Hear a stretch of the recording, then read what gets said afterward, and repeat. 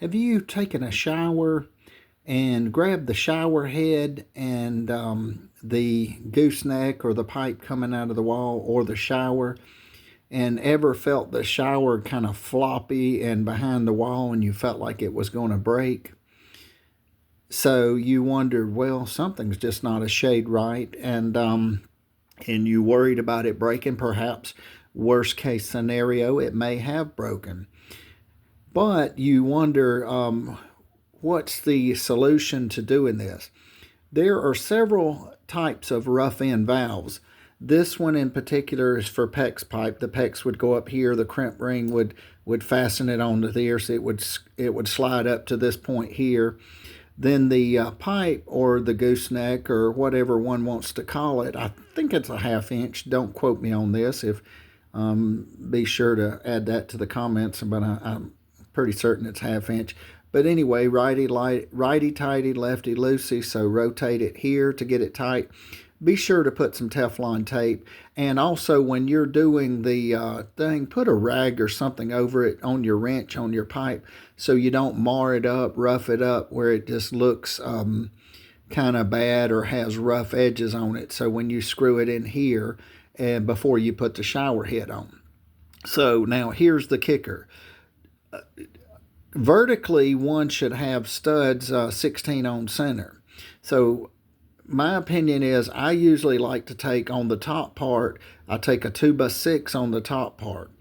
Why a 2x6 over a 2x4? Because I have more surface area up here and more surface area down here. I like a treated 2x4. Then I toenail it in from the tops and the bottoms between the studs. Then I put this in. And when I put this in, as one can see, one has 1, 2, 3 holes or 3 ears.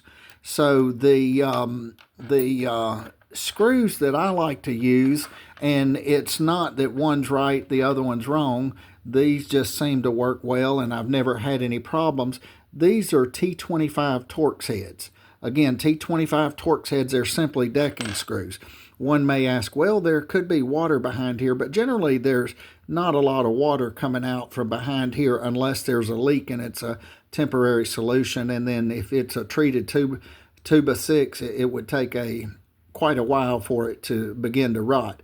But if you take one of these screws here, T25 Torx head, screw it here, take the other one, screw it here, take the other one, screw it here, and have this somewhere dead center of your 2x6 should sit horizontally between the studs and be toe-nailed to the vertical studs. But when you do, just make sure this part here is centered up, and make sure it's somewhat straight too, so that it looks pretty when it comes out. So when you get a pipe here, it comes out, it kind of comes straight, and then a lot of them do an angle, and then you screw your shower head onto this. So again, use a 2x6, and these are Torx heads, decking screws, T25.